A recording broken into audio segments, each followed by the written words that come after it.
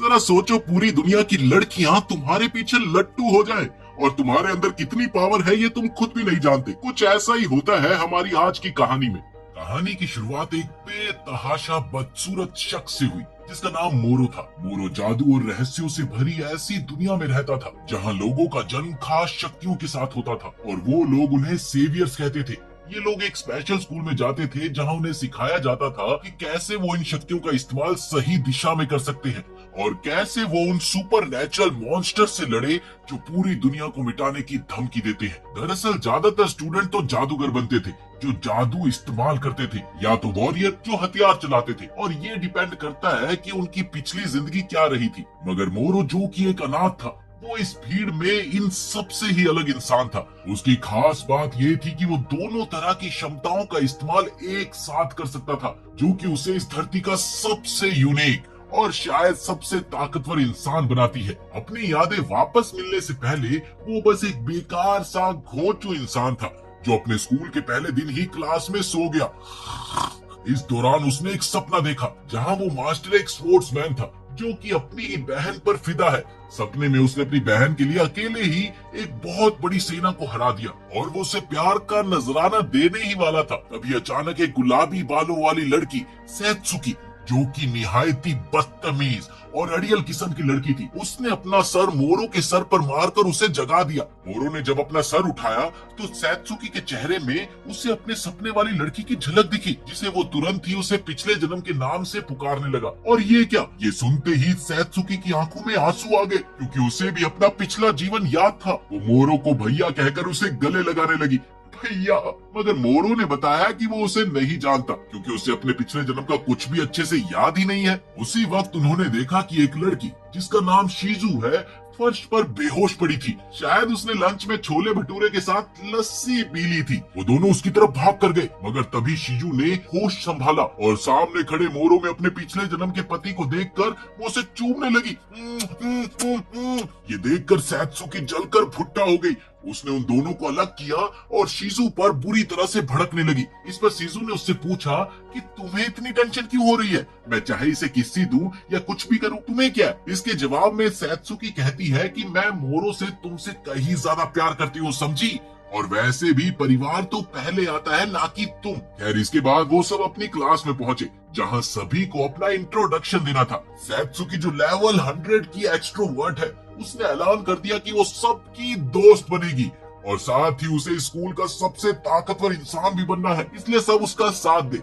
पर क्लास के सारे लोग ये सुनते ही उसे घूर कर देखने लगे, जिससे वो शर्मिंदा होकर अपनी जगह पर बैठ गई। इसके बाद उनकी प्रैक्टिकल मैजिक नाम की क्लास शुरू हुई, जिसकी वजह से सभी स्विम सूट पहनकर एरिना में आए। उधर टीचर ने सबको समझाया कि ताकत दो तरह की होती है बच्चों, लाइट और डार्क, और आज हम तुम्हें लाइट पावर की कुछ बेसिक बातें सिखाना चाहते हैं। उसने जूत्सु जैसा कुछ एक्शन किया जिससे उसने अपने कपड़ों को फैशनेबल कपड़ों में बदल लिया। ये देखकर वहाँ के बच्चों की तो तशरीफें फट गई, मगर अगले ही पल दूसरे आलसी टीचर की तरह ही उसने भी सबको यही बोला कि अब वो इसे खुद सीखे। इसके बाद सबके सब उसकी प्रैक्टिस में लग गए। इस दौरान उन बच्चों का चेहरा देखकर तो ऐसा लग रहा था कि मानो वो कब्ज से परेशान हो, पर वहीं सैत्सुकी ने बड़ी आसानी से अपना सूट बदल लिया। उसने अपना रोब दिखाते हुए लड़की को उठाया और उसे बास्केटबॉल की तरह घुमाने लगी। इसी बीच उसने एक बदसूरत लड़के की आवाज सुनी जो क्लास को बेकार बता रहा था। वो कह रहा था कि काश कभी मॉन्स्टर हमला करे यार,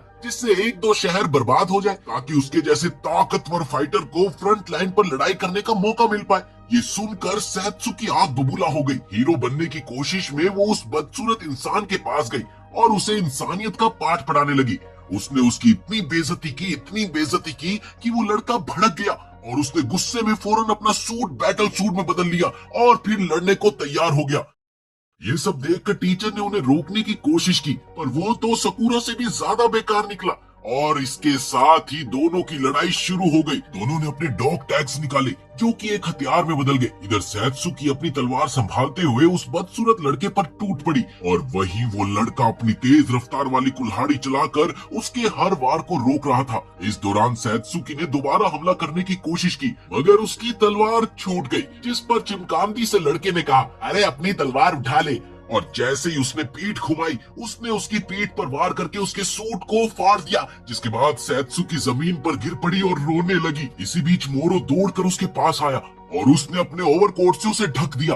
ये देखकर चिमकांडी उन दोनों को चिढ़ाने लगा, अरे देखो देखो, बचाने भी कौन सा फट्टू आया है जिससे अपना सूट तक नहीं बदला गया, बताओ बताओ। मगर ये सब सुनकर भी मोरो चुपचाप रहा और सैत्सुकी शर्म के मारे वहाँ से भाग गई। इसके बाद मोरो सैत्सुकी को एक कैफे में ले गया ताकि वो उसका मूड ठीक कर सके, जहाँ सैत्सुकी ने उसे बताया कि उसे हीरो बनने में कोई दिलचस्पी नहीं है, वो तो बस मोरो के सामने कूल बनना चाहती थी, मगर उसका पोपट बन गया। इसके साथ ही वो जोर जोर से रोने लगी। उसके आंसुओं ने मोरू को एकदम भोला बना दिया और उसने उसी शाम उस बदसूरत बंदे को लड़ाई के लिए ललकार दिया, जबकि उसे पता था कि वो शायद हार जाएगा। उधर वो चिमकांदी हंसते हुए कई सारे हथियारों का ढेर मोरो की ओर फेंकता है।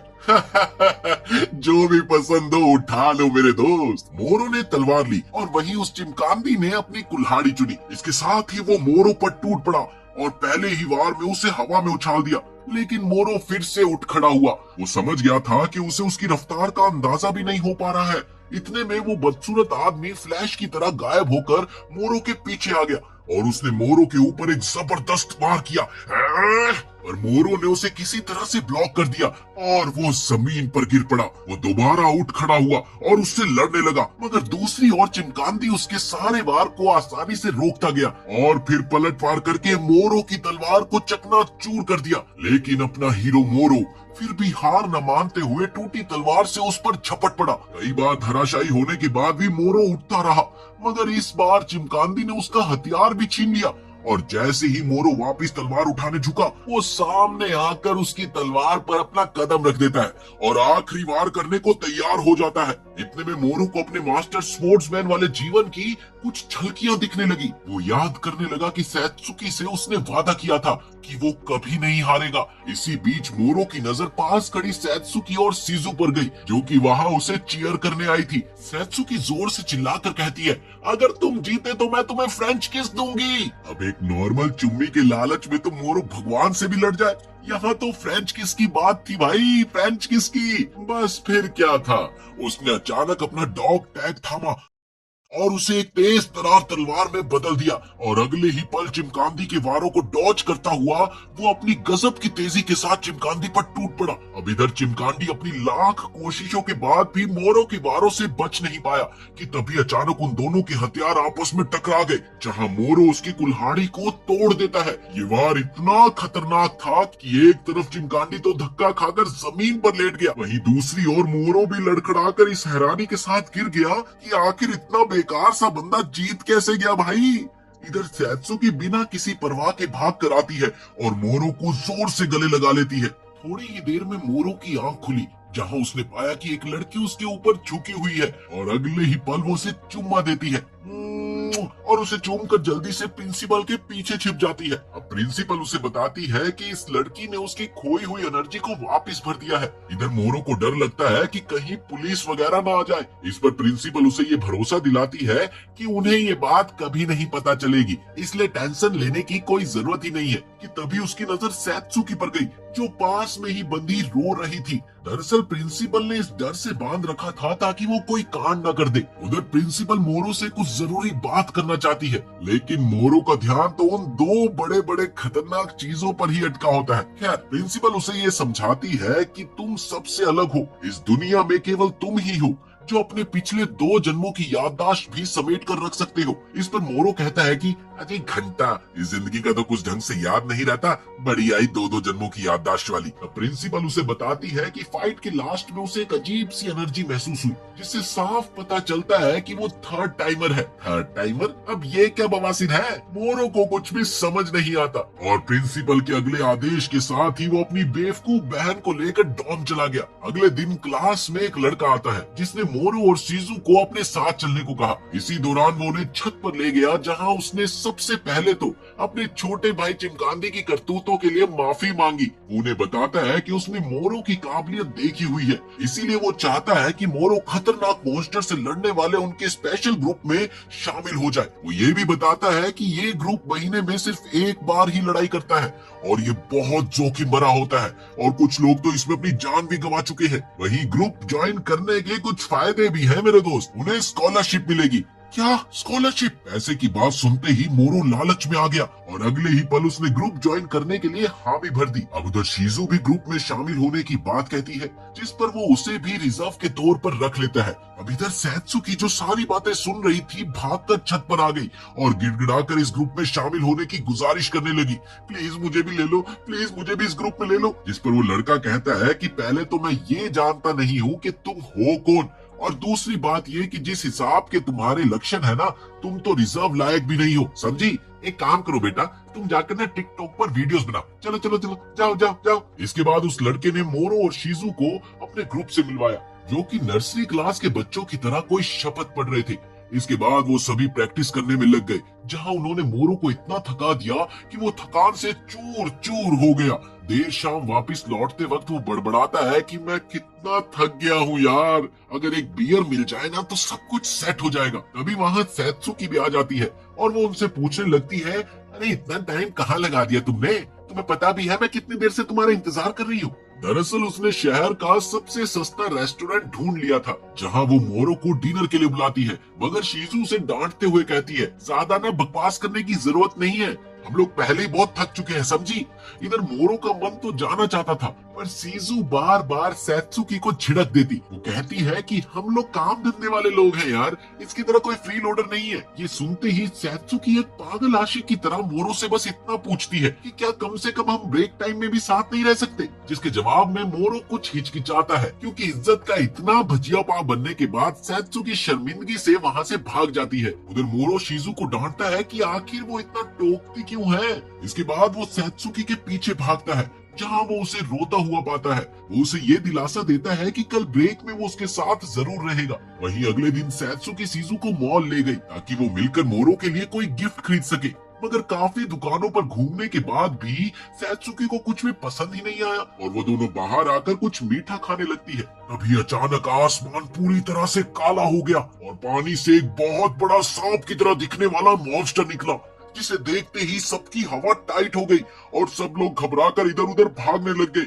इतने में उनकी नजर एक बच्चे पर जाती है जो गलती से पीछे ही रह जाता है। अब एक और जहां डर के मारे शीजू जड़ सी हो गई थी, वहीं दूसरी ओर सैत्सुकी ये तय करती है कि अब वो हमेशा कायर बने नहीं रह सकती। बस फिर क्या था, उसने अपना डॉग टैग निकालकर उसे अपने तेज तरार तलवार में बदल लिया और फिर उस नाग का सामना करने लगी। वो शीजू से कहती है कि जिस दौरान वो उस मॉन्स्टर पर हमला करेगी, ठीक उसी वक्त तुम उस बच्चे को चुपचाप वहाँ से सुरक्षित ले जाना। अगले ही पल सैत्सुकी एक जबरदस्त वार करती है, जिससे उस सांप को थोड़ी सी चोट तो लगती है, पर वो मरता नहीं।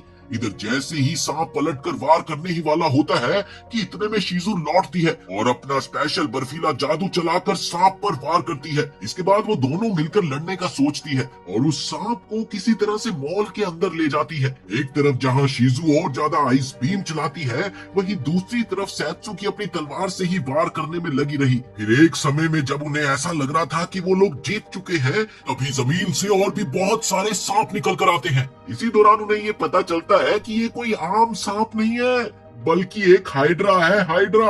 अगले ही पल जैसे ही सैत्सुकी ने हमला किया, उस हाइड्रा ने उसे जमीन पर पटक दिया और फिर वो अपनी जहरीली गैस फूकने ही वाला होता है कि इतने में शीजू ने बीच में आकर उसे बचा लिया, मगर वो उस जहरीली गैस से खुद पत्थर की बन गई।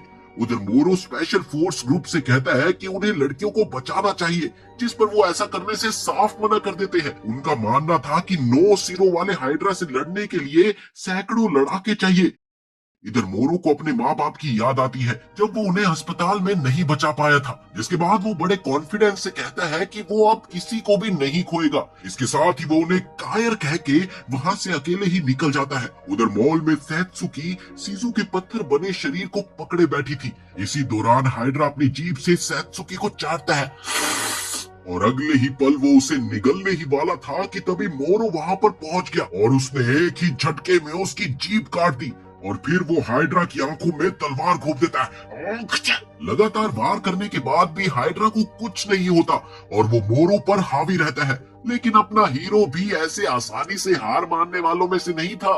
इसी बीच शीजू अचानक से चिल्लाती है कि भूलना मत, तुम्हारे पास एक और शक्ति है। इसके साथ ही मोरो को अपना दूसरा जीवन भी याद आता है, जहाँ पर वो एक महान जादूगर था। वो अपनी पूरी हिम्मत बटोर कर लड़ते लड़ते मंत्र बड़बड़ाने लगा और इसी बीच हाइड्रा ने भी उसे निगल लिया, पर वो अंदर भी मंत्रों को जपता रहता है और आखिर में वो मंत्र पूरा करके उसके सिर को उड़ा देता है। उसने एक छोटी सी आग की गेंद तैयार की और अपनी तलवार पर चढ़ाकर उसने हाइड्रा पर तेजी से हमला किया, जिसने एक ही वार में हाइड्रा के टुकड़े टुकड़े कर दिए और उसे खत्म कर दिया। उधर कटे हुए सिर भी धराशायी होते जाते हैं और फिर सैत्सुकी और शीजू वापस से नॉर्मल हो जाती है। बाद में स्पेशल फोर्स का कैप्टन, जिसने अब सैत्सुकी का साहस देख लिया था, उसने उसे सब्स्टिट्यूट के तौर पर टीम में शामिल कर लिया, जिससे खुश होकर सैत्सुकी हवा में उछल पड़ी। ये उसे खुशी तो इस बात की थी कि वो अब ज्यादा टाइम मोरो के साथ बिता पाएगी। अगले दिन वो सब किसी रेस्टोरेंट में बैठकर हाइड्रा की बातें करते हैं। उधर प्रिंसिपल ने मीडिया को बताया कि उन 3 स्टूडेंट्स ने साथ मिलकर हाइड्रा को मार गिराया, जबकि असल में मोरू ने ज्यादातर काम किया था। इस बात पर सैत्सुकी चिढ़ जाती है कि आखिर मोरू की वाहवाही क्यों छीन ली गई, जिस पर मोरू कहता है कि चिल यार, कोई बात नहीं है, टेंशन क्यों ले रही है। इधर शीजू ने बताती है कि वो हाइड्रा इतना ताकतवर था कि केवल 6 एस रैंक हीरोज में से कोई एक ही उसे अकेला मार सकता था। तभी एक अजीब सुनहरे बालों वाला बंदा बगल की मेज पर आता है, जो दिखने में विदेशी लग रहा था, और अगले ही पल वो अंग्रेजी में कुछ बोलता है जिसे वेट्रेस समझ नहीं पाती। ये देखकर सैत्सुकी उसकी मदद करने की सोचती है, और ये क्या, वो बंदा तो सैत्सुकी से फ्लुएंट जापानी में बात करने लगता है, जिससे सैत्सुकी बुरी तरह से चिढ़ गई। अगले ही पल उसने अपने लिए स्टारबक्स जैसे कुछ ऑर्डर मांगे, जिसके जवाब में सैत्सुकी उससे कहती है ये एक आम कैफे है, यहाँ एक्सोटिक चीजें नहीं मिलती, ठीक है। वहीं इस बार मोरो उसे रोकता है, पर सैत्सुकी उसे सबक सिखाने के लिए एक बदबूदार ड्रिंक उसे ये बोलकर परोसती है कि ये आज का शेफ स्पेशल है। इसी बीच जैसे ही वो विदेशी आदमी शेक का एक घूंट लेता है, वो गुस्से में उसे थूक देता है। उसका मानना था कि इसमें पेशाब और क्लोरीन की बदबू है। ये देखकर सैत्सुकी और शेफ एक दूसरे को थम्स अप दिखाते हैं और मोरो तेजी से टिश्यू लेने भागता है। अचानक मोरो को महसूस होता है कि वो विदेशी बंदा गायब हो गया और गिरती हुई चाय की बूंदों के साथ समय मानो ठहर सा गया। थोड़े ही टाइम बाद गोरा पीछे दिखाई देता है। शायद उसकी स्पीड इतनी तेज थी कि बाकी सब लोग लगभग रुके हुए से दिख रहे थे। वो मोरो के सामने आकर उसे घूंसा मारने का इशारा करता है, पर आखिर वक्त में रुक जाता है।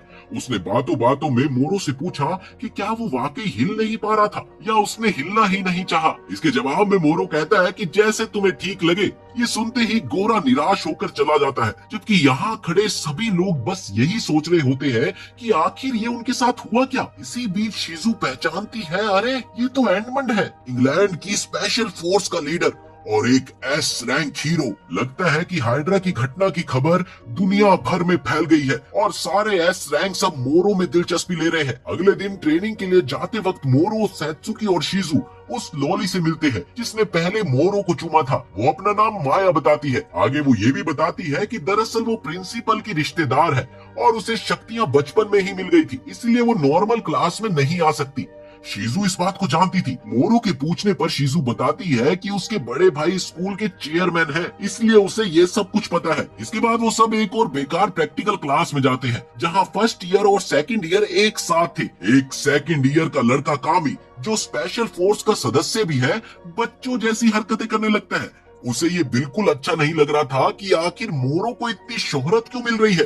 वो मोरो को लड़ाई के लिए चुनौती देता है कि तभी एडमंड भी गेस्ट के तौर पर आता है, पर मोरो में उसकी दिलचस्पी अब घट गई थी। इधर कामी ने अपना सूट समन किया और साथ ही एक स्टाफ निकालकर लेवल 2 लिखते हुए मोरो पर आग का गोला चलाया, जिसे मोरो बड़ी आसानी से बच जाता है। और अगले ही पल मोरू लेवल 3 स्पेल लिखकर ज्यादा ताकतवर आग का वार करता है, जिसे कामी झेल नहीं पाता। इसके बाद मोरू प्रिंसिपल के दफ्तर जाता है, पर वो वहाँ पर नहीं मिलती, बल्कि उसे माया मिल जाती है, जो उसे बताती है कि उसने ही उसे बुलाया था ताकि वो बात कर सके।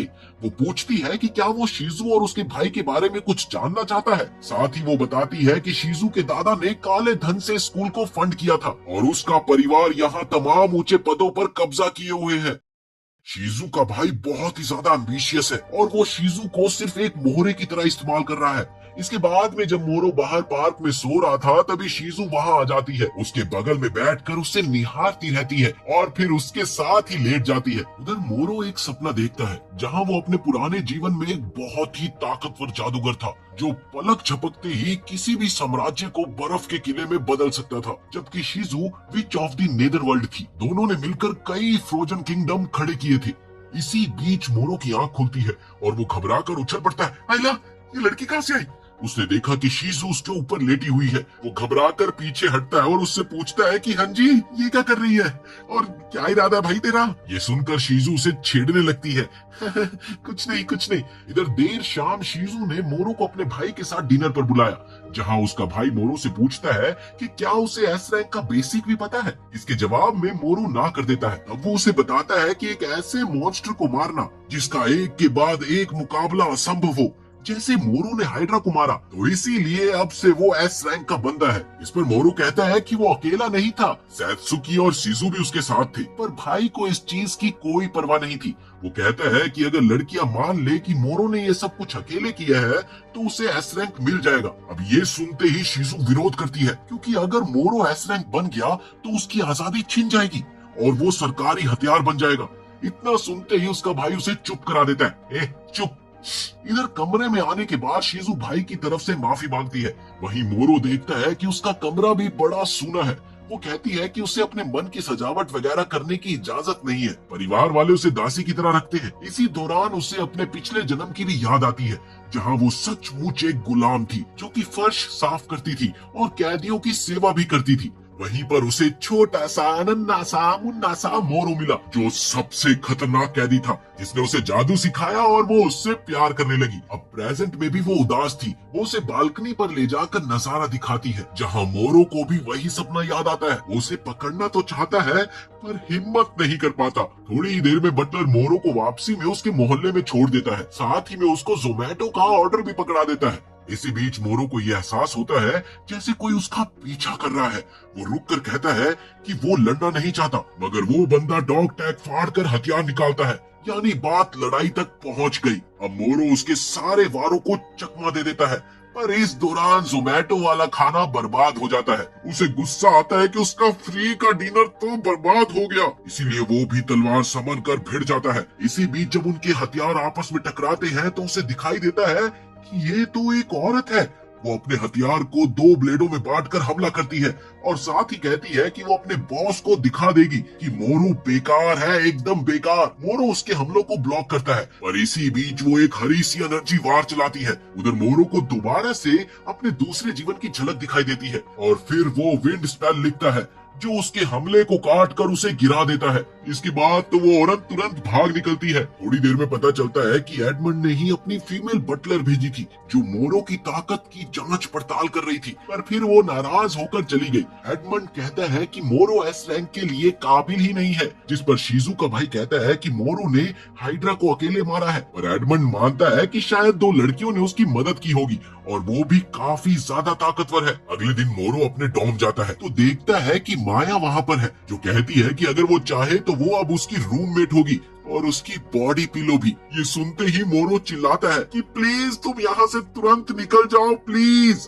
पर माया उसे बताती है कि ये प्रिंसिपल का आदेश है, तो मजबूरन मोरो को उसी के बिस्तर में सोना पड़ेगा। बस फिर क्या था, वो उसके बिस्तर में सो गया। उधर शीजू के भाई ने उसे आदेश दिया है कि वो इंग्लैंड जाकर पढ़ाई करे, क्योंकि एडमंड उसे काबिल मानता है और वहाँ अच्छे जादूगर बहुत ही ज्यादा कम है। शीजू इस बात का विरोध करती है, पर उसका भाई कहता है कि ये परिवार का फैसला है और वो कुछ भी नहीं कर सकती। इसके बाद वो स्कूल आती है, जहाँ वो जबरदस्ती हंसने की कोशिश करती है। उसे पता चलता है कि माया मोरो के साथ रहने लगी है, तो उसे जलन होने लगती है कि माया मोरो के साथ रहने लगी, वो भी एक बिस्तर पर। फिर अगले दिन सब नोटिस करते हैं कि शीजू गायब है। माया भागकर बताती है शीजू को जबरन विदेश भेजा जा रहा है। मोरो फोन लगाकर उसका पता लगाना चाहता था, पर शीजू अपने भाई और एडमंड के साथ डिनर पर गई थी। तभी मोरो प्रिंसिपल की आवाज में कॉल करने की सोचता है, पर उसकी किस्मत इतनी अच्छी थी कि शीजू ही फोन उठाती है।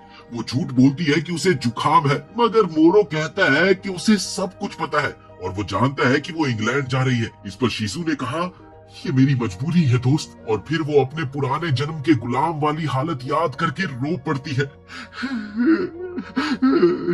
और कहती है कि वो अब भी अपने परिवार की गुलामी कर रही है। आखिर में वो कहती है कि वो वहाँ पर ठीक से रहेगी और फोन रख देती है। फिर उसका भाई एडमंड के सामने उसे लगभग सौदे की तरह पेश करता है। तभी बटलर आकर बताता है कि साहब कुछ मेहमान आए हैं, जिसके जवाब में भाई कहता है मैं अभी बिजी हूँ, उन्हें वापिस लौटा दो। पर तब तक मोरो खिड़की तोड़कर अंदर घुस जाता है। हाँ, ये हुई ना हीरो वाली एंट्री। इधर भाई धमकी देता है कि वो पुलिस को बुलाएगा, जिस पर मोरो उसे चुप कराते हुए कहता है कि तेरे बस की जो है ना भाई तो वो कर। और साथ ही वो एडमंड से भी कहता है कि शीजू को ले जाकर वो गलत कर रहा है, क्योंकि वो उतनी भी कीमती नहीं है जितनी तू सोच रहा है। मोरो बताता है कि हाइड्रा को उसने अकेले मारा है। शीजू रोते हुए बोलती है कि अगर मोरो ऐसा बोलेगा तो वो नेशनल हथियार बन जाएगा। वो पूछती है कि वो क्यों अपनी आजादी दांव पर लगा रहा है, जबकि वो पढ़ाई पूरी करने के बाद मिल सकते थे। मोरो कहता है कि उसे इन सब बातों से कोई मतलब नहीं है, वो सिर्फ जानना चाहता है कि शीजू क्या चाहती है। इसके बाद शीजू कबूल करती है कि वो मोरो के साथ रहना चाहती है और फिर वो परिवार की जंजीरें तोड़कर उसके पास आती है। वो उसे तेजी से गले लगाता है और खिड़की से बाहर कूद जाता है। अब बाहर सैत्सुकी और माया कार में उसका इंतजार कर रही थी और फिर वो सभी लोग वहाँ से भाग जाते हैं। अब इधर भाई एडमंड से कहता है अरे देख क्या रहा, उनके पीछे जाओ, पर एडमंड इनकार कर देता है क्योंकि ये उसके असूलों के परे था। इसी बीच भाई सरकारी रुतबा इस्तेमाल करके ऑफिशियली रिक्वेस्ट करता है, जिसकी वजह से एडमंड और उसकी मेड पीछा करते हैं और वो गाड़ी पर वार करके उसे घूमने पर मजबूर करते हैं। मगर मोरो जंजीरें फेंक कर कार संभाल लेता है। वहीं एडमंड और उसकी मेड सामने आकर कहते हैं कि शीजू को उन्हें सौंप दे, जिस पर मोरो उन्हें साफ इनकार कर देता है और वो कहता है कि एडमंड से दो दो हाथ करेगा और साबित हो जाएगा कि वो एस रैंक के लायक है भी या नहीं, यानी दूध का दूध और पानी का पानी। ये सुनते ही एडमंड उसकी बात मान जाता है और साथ ही मोरो, सैत्सुकी, शीजू अपने अपने हथियार समन करते हैं और फिर लड़ाई शुरू होती है। एडमंड अपनी तलवार निकाल कर कहता है कि अब आएगा ना मजा। वो मोरो पर झपटता है। इधर मोरो वार रोककर पलटवार करना चाहता है, पर एडमंड उसके ब्लेड को हाथ से पकड़ लेता है और इधर मोरो कोई स्पेल चलाना चाहता है, मगर एडमंड खुद पर उसका कोई भी असर नहीं होने देता। वो इतनी तेजी से इधर उधर होता है कि मानो वो गायब ही हो गया हो। मोरो एक और ज्यादा ताकतवर स्पेल लिखता है, मगर एडमंड फिर से तेजी दिखाकर उसे पटक देता है। वहीं दूसरी ओर माया कहीं से एक मैजिकल फील्ड बना देती है, जिससे कोई भी खतरनाक चोट टाली जा सके। उस मैजिकल फील्ड के बाद अब जान का जोखिम कम था, जिससे मोरो को हौसला मिलता है। मगर एडमंड एक बार फिर से गायब होने का जोहर दिखाता है, पर मोरो इस बार उसकी चाल को समझकर बच जाता है। आखिर में वो एक ताकतवर फ्लेम के साथ अपनी तलवार पर वार करता है, जिससे एडमंड की तलवार टूट जाती है। पर मोरो के आखिरी वार से पहले ही एडमंड दूसरा डॉग टैग फाड़ता है और एक दूसरे रूप में सामने आता है, जिसमें उसके पास कवच और भाला होता है। अब उधर मेड ने सैत्सुकी और शीजू को पटक दिया था कि तभी दूर से एक खतरनाक धमाके की आवाज आती है। फिर मोरो और एडमंड की लड़ाई चरम पर थी। दोनों ही बराबरी से घातक हमले कर रहे थे और इधर मोरो के वार बार बार एडमंड की ढाल से टकराकर उछल रहे थे, पर आखिरकार वो अपने एक वार से एडमंड के हेलमेट पर डेंट कर देता है। अब बौखलाया हुआ एडमंड इससे और भी ज्यादा खतरनाक वार करने लगा। वहीं मोरो सिर्फ ये सोचता है कि वो शीजू की रक्षा कैसे करे। तभी उसे अपने पिछले जीवन की याद आती है, जहां शीजू ने उसका साथ दिया था। इसके बाद वो एक महान स्पेल याद करके हवा में ऊंचा कूदता है और वो खतरनाक मंत्र लिखने लगता है, जिसे शीजू पहचान जाती है। मंत्र के असर से एक बहुत ही बड़ा बर्फीला ड्रैगन बाहर निकलता है, जिससे धीरे धीरे सारा इलाका जमने लगता है। कि तभी एडमंड कहता है कि नया 7वां हीरो मिल गया और वो इसके साथ ही बर्फ से ढक जाता है। फिर इसके बाद रात में मोरो और उसकी लड़कियां प्रिंसिपल के घर इकट्ठे होते हैं, जहां माया घाव भरने में मदद करती है। मोरो बताता है कि उसने एडमंड को बस जमाया था ताकि वो हिल भी ना सके। तभी एडमंड आकर मान लेता है कि वो हार गया और शीजू का इंग्लैंड ट्रांसफर कैंसिल हो जाता है। वो मोरो को एस रैंक के लिए नॉमिनेट करता है और फिर वहां से चला जाता है। इधर शीजू कहती है कि उसके भाई ने तुरंत कहा कि अगर एडमंड उसे नहीं ले जा रहा तो वो मोरो के साथ रहकर उसकी सेवा पानी करे, जिस पर मोरो हंसकर कहता है ये तो उसके लिए अच्छा ही है। करीब 1 महीना बीत जाता है और तभी स्पेशल फोर्स का लीडर घोषणा करता है कि एक समर कैंप होगा, जहां सब एक छोटे टापू पर जाएंगे। इसके साथ ही लीडर उन्हें चेतावनी भी देता है कि सब वहां अच्छे से पेश आएंगे, इस चीज का ध्यान रखना। इधर सैत्सुकी मन में योजना बनाती है कि वो कटरीना वाला स्विम सूट पहनकर मोरो का ध्यान खींचेगी, शीजू जो कि अमीर है अपने ढेर सारे आउटफिट दिखाती है। उधर मोरो भी अपने लिए ट्रंक्स लेने स्टोर जाता है और वहाँ पर उसे मोमो नाम की एक लड़की मिलती है जो स्विम सूट को लेकर काफी परेशान है। ये देखकर मोरो उसकी मदद करने लगा, जिससे वो शर्मा कर भाग जाती है। इसके बाद सब कैंप में इकट्ठा होते हैं, जहां प्रिंसिपल उन्हें टेलीपोर्ट कर देती है। इधर मोरो को एडमंड का कॉल आता है, जो उसे दूसरे एस रैंक से मीटिंग की बात बताता है। उधर सब देखते हैं कि सैत्सुकी रात में गायब होकर मोरो से मिलती है, मगर असल में वो मोरो की मदद ले रही थी ताकि वो मोमो को हरा सके। इसके बाद मोरो अपने पिछले जन्म को याद करता है, जहां वो सैत्सुकी को पीछे छोड़ता है ताकि उसे बचा सके। वो कहता है कि मोमो से ना भिड़े, पर सैत्सुकी जिद करने लगती है, इसीलिए वो उसे ट्रेनिंग देने लगता है। फिर अगले दिन सैत्सुकी सबके लिए बारबेक्यू बनाती है। शायद बस एक यही स्किल थी जिसमें उसे कोई भी नहीं हरा सकता था। इधर मोरो अपने एस रैंक प्रमोशन के बारे में किसी दोस्त से बात करना चाहता है कि तभी वहाँ पर कामी आ जाता है और वो उसका मजाक उड़ाता है कि शायद प्रमोशन रद्द ना हो जाए। अब रात में मोरो सैत्सुकी को पानी पर दौड़ना सिखाता है, जिसके बाद सब लोग मिलकर फायर वर्क देखते हैं। देर रात जब मोरो अकेला टहल रहा होता है, तभी शीजो उसे योकाता पहने मिलती है, जो कि सैत्सुकी की चॉइस थी। इसके बाद दोनों बहुत देर तक बैठे चांद देखते हैं, जहां मोरो उससे माफी मांगता है कि उसने उसे पिछले दिनों काफी अनदेखा किया। उधर इस दौरान एस रैंक मीटिंग शुरू होती है, जहां एडमंड मोरो के समर्थन में वोट मांगता है, जिस पर रूस और फ्रांस के प्रतिनिधि साफ मना कर देते हैं, जबकि अमेरिका का कहना था कि वो इस मैटर पर सोच विचार कर रहा है। वहीं जापान तो मोरो के समर्थन में है, क्योंकि उसने 9 सिरों वाले हाइड्रा को मारा था। अब इधर रूस और फ्रांस इस बात का सबूत मांगते हैं, क्योंकि वो अफवाह पर यकीन नहीं करते। ये सुनते ही एडमंड कहता है कि दरअसल अपनी आखिरी फाइट में मोरो ने उसे भी हरा दिया, और तभी अचानक जापान का एग्जीक्यूटिव छाती पकड़कर नीचे गिर पड़ा और कहता है कि बहुत बड़ा मॉन्स्टर आने वाला है। इसके बाद सायरन बजने लगते हैं और फिर 300 मीटर लंबा राक्षस, जो बकरे की लीद और केकड़े का मिला जुला रूप सा लग रहा था, अचानक से सबके सामने आता है। स्पेशल फोर्स का लीडर बताता है कि ये मॉन्स्टर हाइड्रा से भी बहुत बड़ा है और धीरे धीरे वो उसी टापू की ओर बढ़ रहा है। इसी बीच वहाँ से भागने का आदेश दिया जाता है, पर कप्तान कहता है कि बिना जापान के एग्जीक्यूटिव के कुछ भी नहीं हो सकता। कुछ स्टूडेंट इस बात का विरोध करते हैं, मगर तभी एक हेलीकॉप्टर उस राक्षस के पास जाता है और अगले ही पल तबाह हो जाता है। पुष्क्या! इसी बीच कप्तान कहता है कि सब लोग सामान पैक करके जल्दी से जल्दी टापू से निकले। कामी सबसे पहले भाग खड़ा होता है। उधर मोरो वापस जाने से साफ मना कर देता है।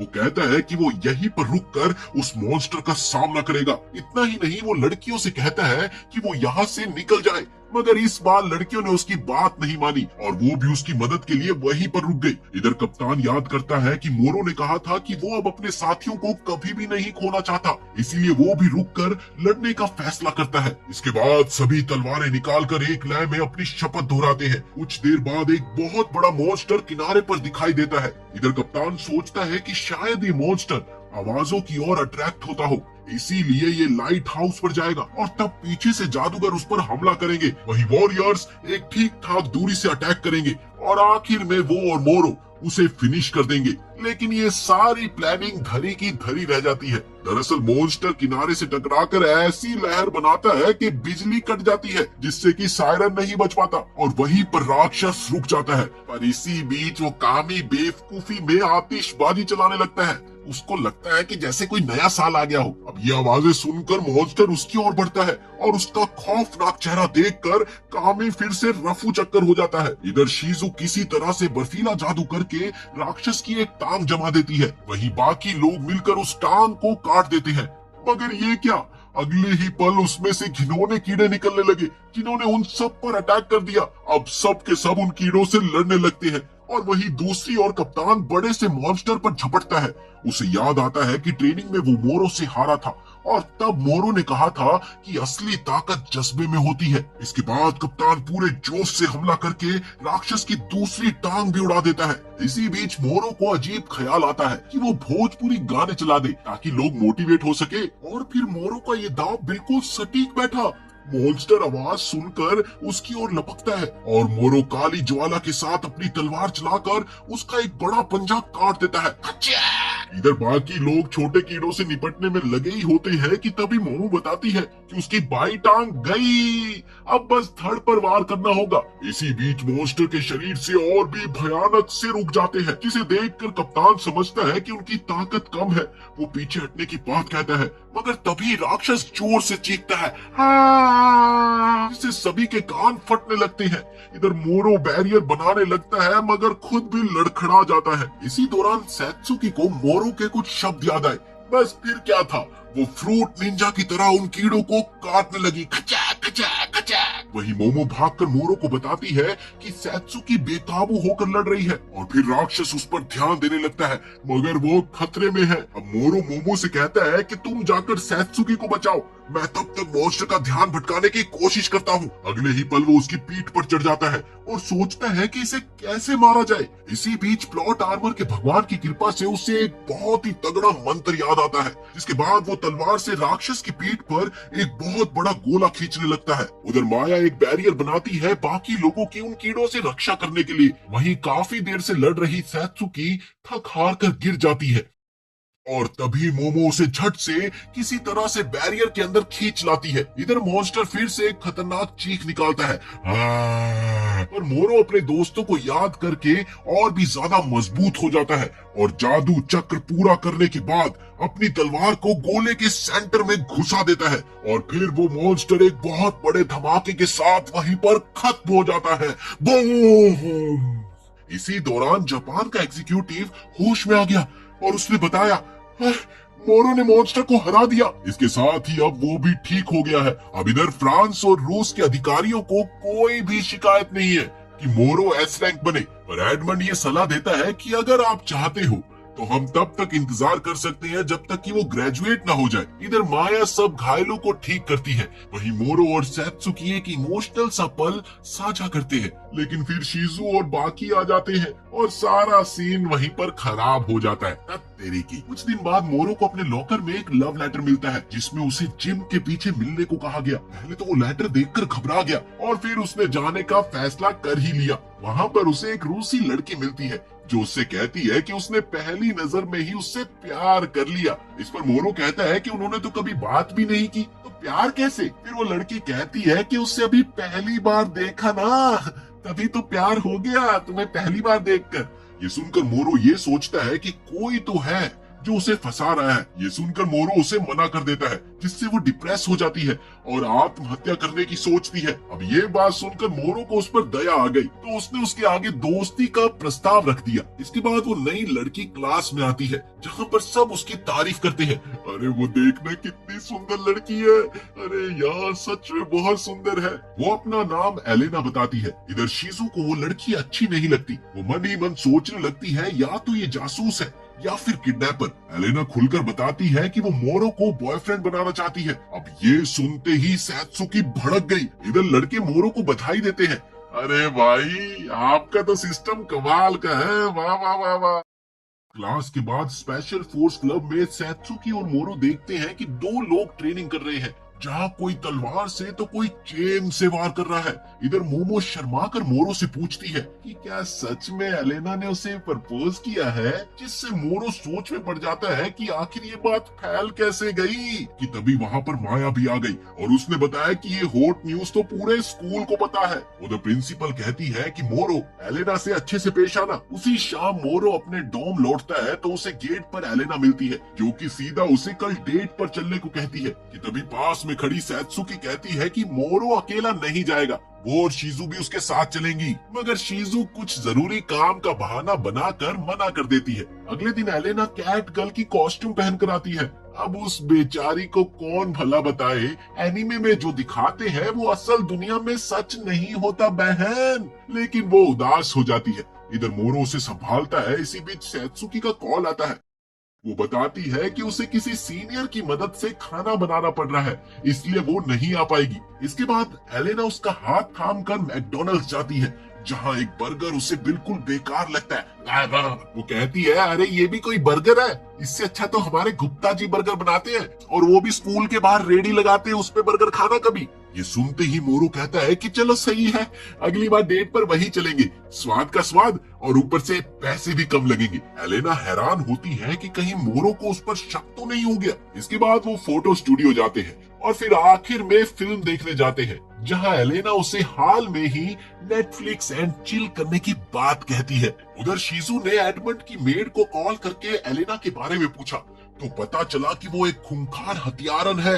इधर पार्क में एलेना और मोरो लोगों को कैच खेलते देखते हैं। तब मोरो अपने अंकल के साथ बिताए बचपन को याद करता है। मोरो बताता है कि बचपन में ही उसके माता पिता चल बसे और फिर उसकी मौसी और मौसा ने उसे पाला। देर रात एलेना अपने कमरे में होती है कि तभी एक बोलता हुआ कौवा उसके पास आकर उसे याद दिलाता है कि रूसी एस रैंक एग्जीक्यूटिव ने उसे मोरो को किसी भी तरह से मारने का हुक्म दिया है और तुम ये क्या कर रही हो। इसके जवाब में एलेना उसे कहती है मुझे मोरो की कमजोरी का पता लग चुका है। लेकिन तभी कौवा उसे डांटने लगता है, वो भी उसकी बिना सुने। वो उसे ऑर्डर देता है कि या तो वो खुद मोरो की सेटिंग बनकर उसकी कमजोरी बने या कुछ भी करे, उसे बस मोरो को खत्म करना है। साथ ही वो ये भी कहता है कि अगर वो ऐसा करेगी तो उसे अपने भाई से मिलने का मौका मिलेगा। याद रखना ये काम जल्दी हो जाना चाहिए। इसके बाद वो कौवा वहाँ से चला जाता है। अगले दिन एलेना को शीजू का एक नोट मिलता है कि मुझे इस जगह पर आकर मिले, जहाँ शीजू से बताती है कि उसे पता है कि एलेना एक किलर है जो सुपर ह्यूमन लोगों को मारती है और उसे इसके आगे कुछ भी समझाने की जरूरत नहीं है, इसलिए वो चुपचाप मोरो की लाइफ से गुम हो जाए। पर एलेना मना कर देती है, जिससे गुस्सा होकर शीजू उसे रोकने के लिए उससे लड़ने लगती है। इधर शीजू बर्फीला मंत्र लिखकर उस पर बर्फ के टुकड़े फेंकती है, जिससे एलेना बड़ी मुश्किल से बचती है और आखिर में मजबूर होकर वो अपना डॉग टैग फाड़कर अजीब सी तलवार समन करती है, जिससे वो शीजू की सारी एनर्जी सोख लेती है और फिर शीजू उस पर बिजली गिराती है। धर धर धर धर धर धर धर। पर एलेना उसे भी रोक देती है। आखिर में बर्फीला ड्रैगन शीजू के स्टाफ से निकलता है, पर ये क्या, एलेना उछलकर उसे भी काट डालती है, जिससे शीजू गिर जाती है और एलेना उसके ऊपर तलवार तान देती है और कहती है कि वो सब कुछ भूल जाए और मोरो से दूर रहे, वरना वो उसे मार देगी। और फिर वो बस सबक सिखाने के लिए शीजू की टांग पर वार कर देती है और उसके चेहरे पर निशान बनाने की भी धमकी देती है ताकि वो मोरो से ना मिल सके, जिसके जवाब में शीजू बोलती है कि मोरो को इससे कोई फर्क नहीं पड़ेगा चुड़ैल, वो फिर भी उससे उतना ही प्यार करेगा जितना कि वो मुझसे अब करता है। अब ये सुनकर एलेना हिल गई कि तभी एक टीचर उधर से गुजरता है और वो वहाँ से भाग जाती है। अब अगले दिन स्कूल में शीजू और एलेना दोनों ही नहीं आई। शाम को मोरो शीजू के घर जाता है और देखता है कि उसके पैर पर गहरी चोट लगी है। वो गुस्से में पूछता है ये सब क्या हुआ। तब शीजू बताती है कि रूस की मेन ईटर्स नाम की एक असैसियन ऑर्गेनाइजेशन है जो जादूगरों की एनर्जी सोखती है और एडमंड भी कभी इनसे जख्मी हुआ था और तो और एलेना भी उसी ग्रुप की है। अब ये सुनते ही मोरो बुरी तरह से चौंक गया। वो शीजू को गले लगाकर उसे तसल्ली देता है और कहता है तुम अपना ध्यान रखा करो। उधर उसी वक्त एक बोलती हुई बिल्ली एलेना के पास दिखाई देती है और वो उसे बताती है कि मोरो सब कुछ जान चुका है। इसके बाद एक दिन मोरो एलेना को किसी स्पोर्ट्स पार्क में ले जाता है। इधर शीजू को कुछ भी पता नहीं होता, वो परेशान हो रही होती है कि आखिर ये लड़का है कहाँ और वो सैत्सुकी को कॉल करती है। तब पता चलता है कि महाराज तो डेट पर गए हुए हैं। उधर एलेना मोरो को अपना डॉग टैग दिखाती है और बताती है कि वो एक मेन ईटर है, पर ये सुनकर मोरो बिल्कुल भी हैरान नहीं होता और इसी बीच एलेना मोरो पर हमला कर देती है। उन दोनों की तलवारें आपस में टकराती है। अपने हर एक वार से एलेना मोरो की तलवार से एनर्जी सोख रही थी। अब इधर मोरो उस पर आग का वार फेंकता है पर एलेना उसे लौटा देती है। हर एक वार के साथ तलवार कमजोर होती जा रही थी, मगर अपना हीरो मोरो हार नहीं मानता क्योंकि उसका मानना था कि जीतने वाले को ही बाजीगर कहते हैं। वो अपनी तलवार उठाकर अपने पुराने स्वॉर्ड्समैन जीवन को याद करता है। इसी बीच सैत्सुकी भी वहां पर पहुंच गई और वो स्पेशल फोर्स वाली से लड़ रही थी जिसने उसे रोकना चाहा था। वो सैत्सुकी की तलवार तोड़ देती है, मगर सैत्सुकी नंगे हाथ ब्लेड पकड़कर उस हथियार को चकनाचूर कर देती है, जिससे सामने वाली हार मानकर उसे गले लगा लेती है। इधर दूसरी तरफ एलेना और मोरो की लड़ाई जारी थी। अब एलेना भी थक रही थी और वो लगभग हारने ही वाली थी कि तभी मोरो उसकी तरफ हाथ बढ़ाकर कहता है कि वो उसके भाई को बचाने में उसकी मदद करेगा। लेकिन तभी शीजू लंगड़ाती हुई वहां पर आकर चिल्लाती है कि इसका कोई भाई वगैरह नहीं है। सच में इसका कोई भाई नहीं है। सबने उसे बस बहकाया है। इसी बीच एक बोलती हुई बिल्ली फिर से सामने आती है, जो ये बताती है कि उसने एलेना के दिमाग में ये झूठी यादें डाली थी। इतना सुनते ही एलेना टूट सी जाती है, जिससे बिल्ली उसे अपने वश में कर लेती है। अगले ही पल एलेना की आंखें लाल हो गई और वो मोरो पर टूट पड़ी। वो एक के बाद एक मोरो पर हमला करती रही, लेकिन मोरो ने किसी तरह से उन हमलों को डॉज कर लिया और इसी बीच अचानक मोरो उसकी तलवार तोड़कर डॉग टैग को काट देता है, जिससे उसके अंदर की बुरी शक्ति बाहर आ जाती है और इसके साथ ही एलेना वहीं पर बेहोश हो गई। मोरो उसे थाम कर कहता है, चिंता मत करो, अब तुम भी हमारे परिवार का हिस्सा हो। ये सुनते ही एलेना रोते हुए उसकी बाहों में गिर जाती है। कुछ दिन बाद मोरो रूस जाने का फैसला करता है ताकि वो वहाँ के एस रैंक लाइटनिंग एम्परर से बदला ले सके, जिसने एलेना को मेन ईटर बनाया था। रशिया पहुंचने के बाद मोरो ट्रेन में सफर करता है, जहां एडमंड की मेड एंजेला भी उसके साथ होती है। वो कई सारे रशियन शहरों में जाता है और वहां के लोकल बॉस को हरा के आगे बढ़ता है। कई जगह तो इस चक्कर में बिल्डिंग तक उड़ जाती है। आखिर एक जगह 8 लोग सामने आते हैं, जिनका कहना था कि वो उसे मारना नहीं चाहते, पर एम्परर के खिलाफ जाने की उसकी हिम्मत बिल्कुल नहीं है। ये कहते ही वो लोग उस पर हमला करने लगते हैं और मोरो एक के बाद एक सबको गिरा देता है। कोई आग फेंकता है तो कोई जहरीली गैस चलाता है, मगर मोरो कुछ लोगों को बचाकर और कुछ लोगों को बेहोश करके आगे बढ़ता रहता है। रात के समय मोरो एक जंगल में होता है, जहां उसे एंजेला नहीं दिखती। दरअसल वो किसी से कॉल पर बात कर रही होती है। उसी दौरान स्कूल में माया, सैत्सुकी, शिज़ु, एलेना को एक साथ टेंशन होती है कि आखिर ये मोरो है कहाँ। तब पता चलता है कि वो रशिया के कई सारे लोगों को हराकर एम्परर का ध्यान खींच रहा है। उधर मोरो आखिर में एम्परर के महल के बाहर खुले मैदान में उसका इंतजार करता है, जहां एम्परर उस पर बिजली के मॉन्स्टर्स का हमला कर देती है। मोरो उन्हें एक एक करके काटता रहता है, पर वो सभी बढ़ते ही जाते हैं। वो धीरे धीरे उन सबको काट कर आगे बढ़ता है और उधर एम्परर उसकी हिम्मत देखकर दंग हो जाती है। इसके बाद उसने अपने वार की रफ्तार और बढ़ा दी, लेकिन तभी एंजेला, कैटिया, सैत्सुकी, शिज़ु, एलेना सब टेलीपोर्ट से आ जाते हैं और वो मोरो की मदद करने लगते हैं। और फिर आखिरकार अंत में एम्परर हार मान लेती है, पर मोरो उसे मारता नहीं, बस छोड़ देता है। इसके बाद चारों तरफ सब उसकी तारीफ करने लगते हैं। उनका कहना था कि बिना एक की जान लिए मोरो ने पूरी जंग जीत ली। इसके बाद स्कूल में प्रिंसिपल सबको बताती है कि मोरो ने लाइटनिंग एम्परर को हरा दिया है। ये खबर सुनते ही सभी खुशी से झूम उठते हैं। वो ये भी बताती है कि वो कल तक वापिस आ जाएगा। इधर देर रात एडमंड को पता चलता है कि जापान का एग्जीक्यूटिव फिर से बीमार पड़ गया है। शायद कोई बहुत बड़ा मॉन्स्टर आने वाला है। फिर अगले ही दिन जापान में लोग आसमान में काला छेद देखते हैं, जिसमें से एक डरावना ड्रैगन निकलता है। इधर स्पेशल फोर्स के कप्तान सबको ये दावा करते हैं कि ये पहले देखे गए किसी भी मॉन्स्टर से सबसे ज्यादा खतरनाक है। उधर प्रिंसिपल मोरो को बुलाने के लिए टेलीपोर्ट की तैयारी करती है, पर मोरो तो अभी रूस में है। इस दौरान ड्रैगन पूरे शहर में आग लगा रहा था, जिससे लोग घबराकर इधर उधर छिपने लगे। इधर स्पेशल फोर्स जंगल के पीछे से उस ड्रैगन को घूरती है। प्रिंसिपल माया के साथ मिलकर टेलीपोर्ट सर्कल बनाने लगती है। वही कप्तान और उसकी टीम ड्रैगन को झांसे में लेकर हमला करते हैं, और ड्रैगन तो भाई साहब इतना शातिर था कि वो कुछ मंत्र सा चलाकर उनके जादू को रद्द कर देता, जिसकी वजह से सबको भागना पड़ता। अब इधर रूस में मोरो टीवी पर जापान में हुए ड्रैगन का हमला देखता है, जहां उसे देखते ही समझ आता है कि ये तो वही ड्रैगन है जिसने पिछले जन्मों में सैत्सुकी और शिज़ु को भी मारा था। ये देखते ही वो गुस्से में उन्हें बचाने के लिए भागता है।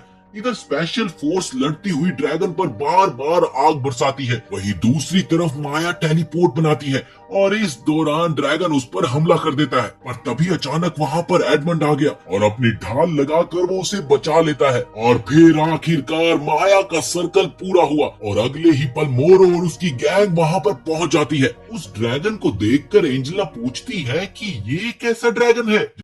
इस पर शिज़ु बताती है ये कोई नॉर्मल ड्रैगन नहीं है, ये तो बस हमारे मजे ले रहा है, वरना ये तो सबको 1 मिनट में मार देता। इधर सैत्सुकी और एलेना लड़ते हुए जमीन पर गिर गई, जहां से वो ड्रैगन का ध्यान भटकाने लगी। तभी मोरो बोलता है कि सब घायल लोगों को हटा लो, अब मैं इस ड्रैगन से अकेला निपटूंगा। दरअसल ये वही ड्रैगन है जिसने उसके पिछले जन्मों को तबाह किया था। वो जोर से छलांग लगाकर काला जादू चलाता है, लेकिन ड्रैगन रिवर्स करके सब बेअसर कर देता है कि तभी शीजू चिल्लाती है कि इसका स्पेल काम ही नहीं करता। उधर ड्रैगन अपनी आंख से पलटवार करता है पर मोरो किसी तरह से उसे भी ब्लॉक कर देता है, लेकिन वो जमीन पर गिर गया और इस दौरान उसकी तलवार भी टूट गई। इसी बीच ड्रैगन छोटे छोटे से कीड़े उगलता है जिन्हें मोरो मारता जाता है। शीजू देखती है कि ड्रैगन जानबूझकर मोरो को निशाना बना रहा है। अचानक से वो सैत्सुकी और शीजू को टेलीपोर्ट कर उन्हें पत्थर बना देता है, जिससे मोरो चीख पड़ता है। उसे ऐसा लगता है कि वो दोनों को खो रहा है। ये सब देखकर उसे इतना सदमा पहुंचता है कि वो पागलों की तरह पांडोरा बॉक्स मोड में चला जाता है। अपने इस रूप में वो ड्रैगन को बुरी तरह से काटता पीटता है। इधर एंजेला डरती है कि मोरो पूरे शहर को न उड़ा दे। वो एक कयामाती स्पेल तैयार करने लगता है कि तभी किसी तरह शीजू और सैत्सुकी अपना पत्थर वाला रूप तोड़कर आजाद हो जाती है। उन्हें अपने पिछले जीवन की याद आने लगी। वो कहती है कि वो हमेशा साथ रहेंगे। उधर थोड़ी देर में मोरो होश में लौट आता है और स्पेशल फोर्स भी इकट्ठी हो जाती है। उनका कहना है कि डरो मत, तुम अकेले नहीं हो। अब इधर ड्रैगन एक और हमला करता है पर अब सब मिलकर मोरो का साथ देते हैं। कैटिया और यूली अपने मंत्र से उस पर वार करती है, बाकी लोग कीड़ों से लड़ते हैं। इधर एडमंड ढाल लगाता है, माया प्रिंसिपल को ठीक करती है। आखिर में मोरो अंतिम मंत्र पूरा करता है और सैत्सुकी शीजू के साथ मिलकर एक बेमिसाल महा तलवार बना देता है और उस तलवार से वो ड्रैगन के चिथड़े चिथड़े कर देता है। ये देखकर सब लोग खुशी से झूम जाते हैं। अब इधर जापान का एग्जीक्यूटिव भी ठीक हो जाता है और कहता है कि ड्रैगन मर गया। इसके कुछ दिन बाद एडमंड और एंजेला विदा लेकर इंग्लैंड लौटते हैं।